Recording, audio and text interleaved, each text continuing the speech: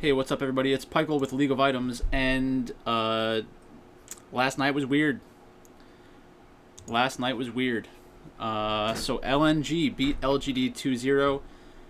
If you look at if you look at the DraftKings scores, I mean, Peanut had 5 points, which is pretty insane. LNG, they beat FPX, they beat LGD, they lost to basically everybody else. I mean, it makes a lot of sense. So I think it's definitely correct to overreact and say LNG is probably the best team in the world moving forward. But not really. So if I'm looking at the drafts, I don't like Peanut on set. I think that's a mistake. But for the most part, I think it's a pretty good draft overall. They gave up Aphelios.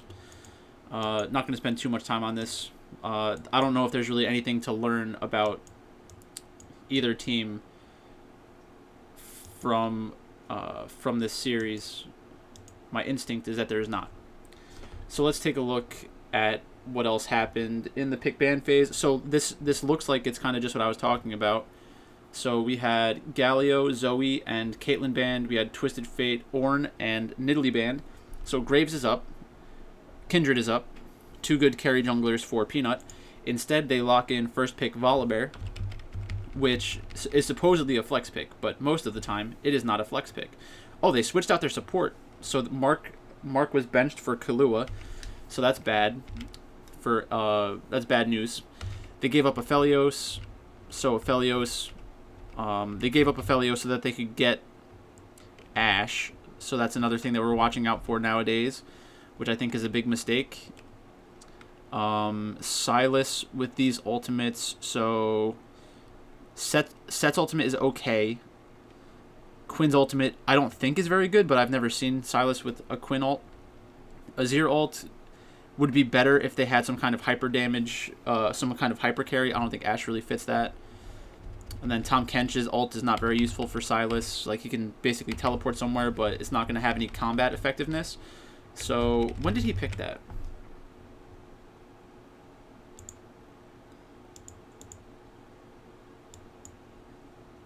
They blind picked it. So, I mean, it's a stupid pick. It's a bad pick. That's 2 days in a row that we've seen teams do that. And then they just got stomped. So there's not even anything to really talk about. Did Aphelios get out of control fast? Man, look at her. That's fun for the whole family.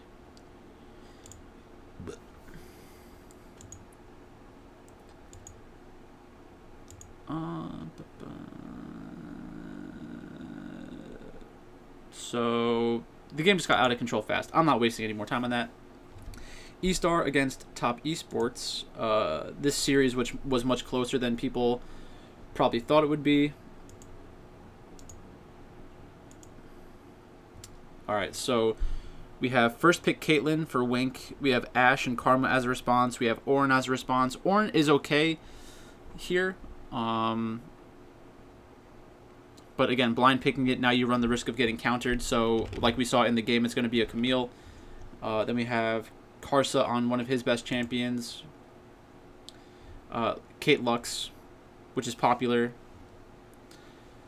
Popular, but not necessarily overpowered, I think. It's not overpowered. That's what I meant to say. It's a strategy that might be annoying, but it's not broken. And E-Star just gets out of control this game. So the Karthus was interesting. Karthus has received some buffs recently. He's actually getting nerfed on the patch that just came out. Top Esports first picks Ashe. So I guess they feel like they're blocking out Aphelios by playing Ashe. I think that's pretty stupid. Azir, Nautilus, Set, Ezreal, Echo. Don't like the Echo pick. Oh, it's a jungle Echo. All right, so now we're seeing teams use the Lux outside of,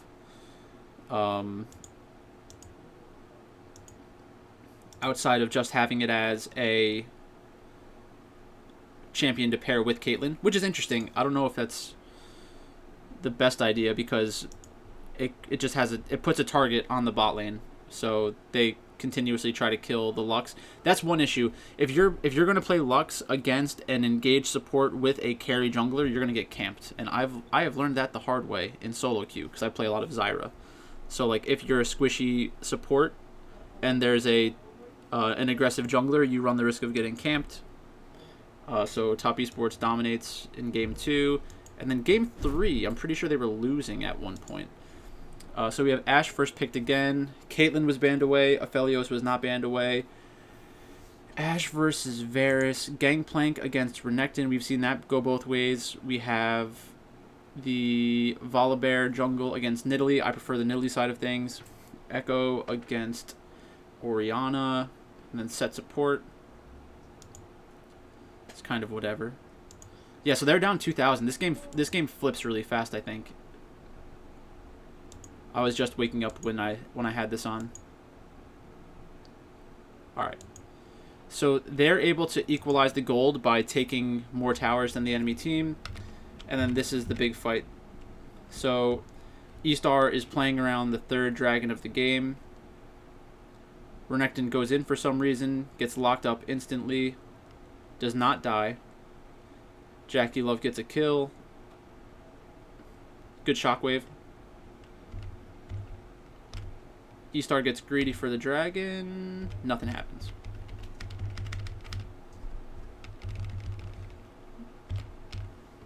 It's coming. There we go. Alright, so let's see why this fight happened. I'm going to go with there is no reason. So we're in the mid lane. Set is looking for an engage onto the Varus. Missed the Ashe ult. Missed the Varus ult. Nautilus hooks in. There's a good Orianna ult. Just a big fight for no reason in the mid lane. And Top Esports gets thousands of gold from that. And then the game is over, basically. Because the next fight, E-Star can't really fight Top Esports without getting a gigantic pick. They get the Baron. Now they have a 10k gold lead. If you lose from 10,000 gold, you deserve to lose. Among other things. Let's go to the games for tomorrow real quick. It just wasn't interesting last night. Damwon Gaming against Gen G. We've seen this before. Damwon Gaming is definitely the favorite at 175. Gen G, I think, has realistic chances of winning. I think that now is a good time to start picking against Damwon Gaming because they will probably give up some matches in the near future against tough competition. Either now or in the playoffs.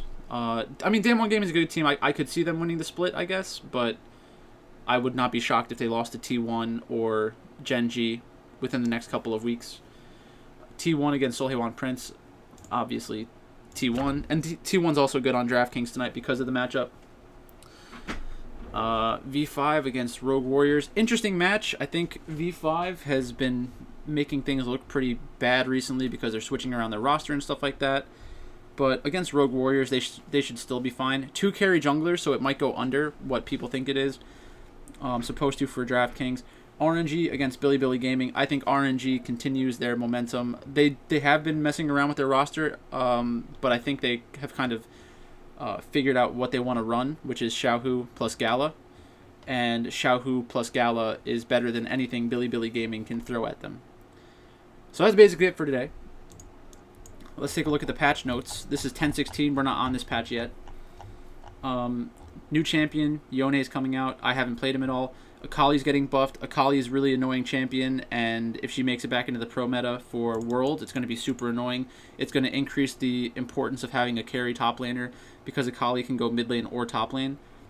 Ashe is getting a slight nerf because her popularity is very high, which means Riot feels the need to nerf it.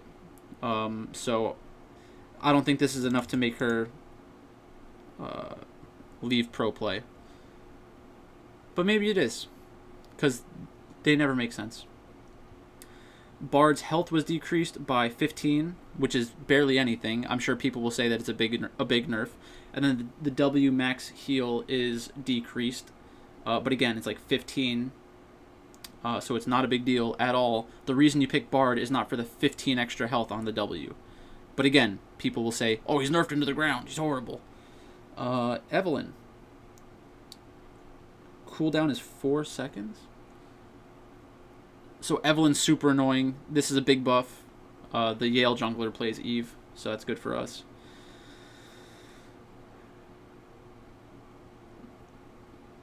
So they made it better against champions and a little worse. Well, it's better against champions and the same against minions.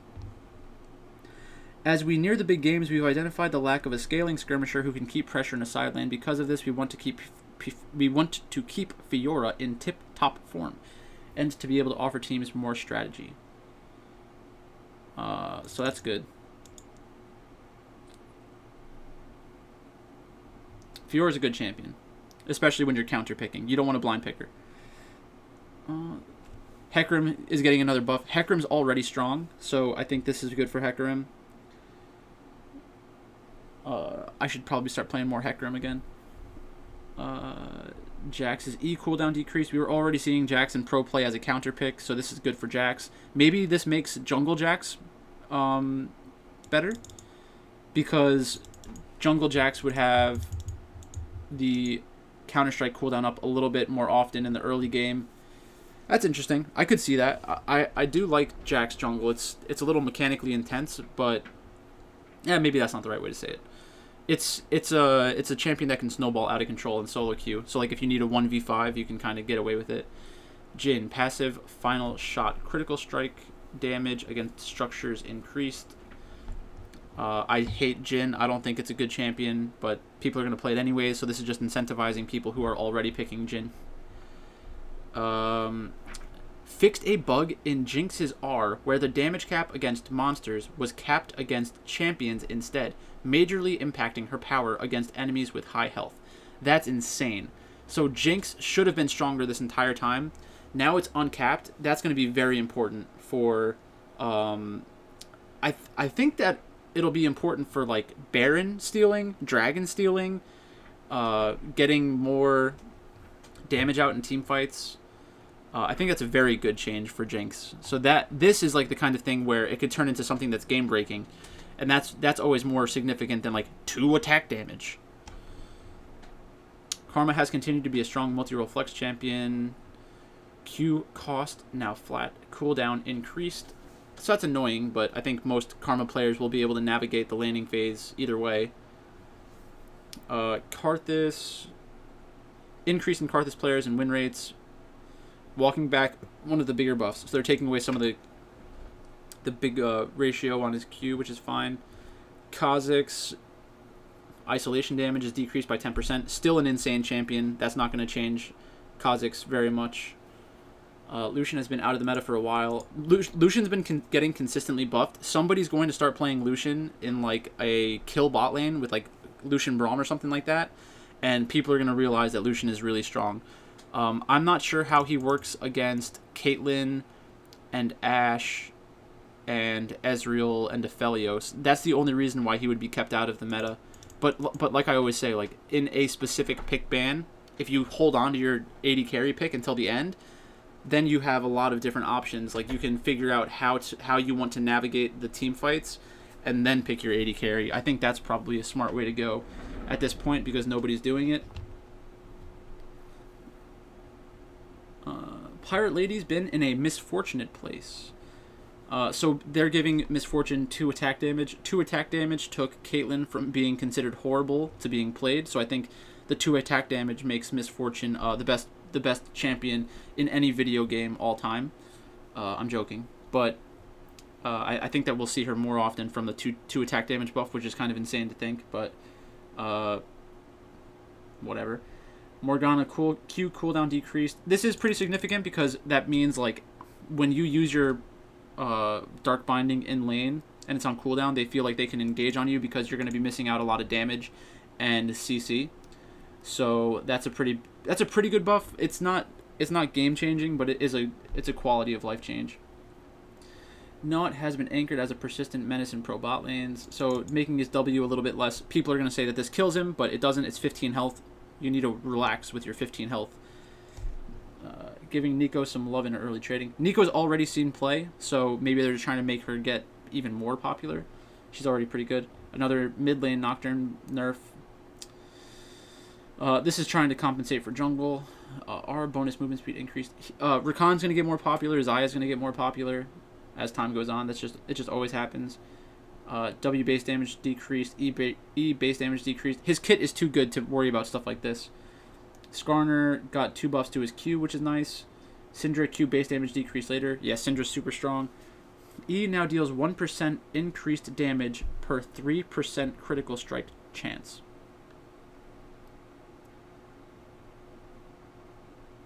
That's really good. This is another change that's much more impactful than 2 attack damage.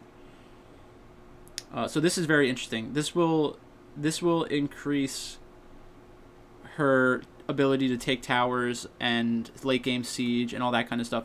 She gets increased range throughout the game too, so that's very good. I like Tristana. I think she's a fun champion to play.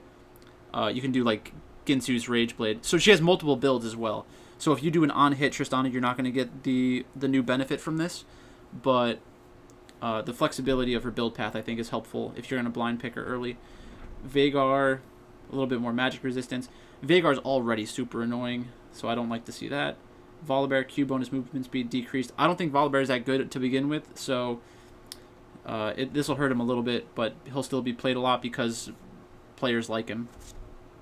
Yasuo, base magic resist increased? They're buffing Yasuo? That's not good. Well, that's good for our team at Yale, but I don't want Yasuo being stronger. Passive bonus damage ratio now flat. Bumping up the Bomb Bud to Beta Bonk down buildings, and, more importantly, to bring an artillery mage into the meta. That's actually really good, right? The passive bonus damage is like every couple bombs he gets an auto attack that's empowered. So that's pretty good. I like that a lot. I love playing Ziggs. He's a lot of fun. Nimbus Cloak is nerfed a little bit, and that's it. So basically that's it. Thanks for watching. I might make a golf video today for the major, and then that is about it. I could do basketball. I'll probably do basketball in a separate video. So thanks for watching, and I'll talk to you later.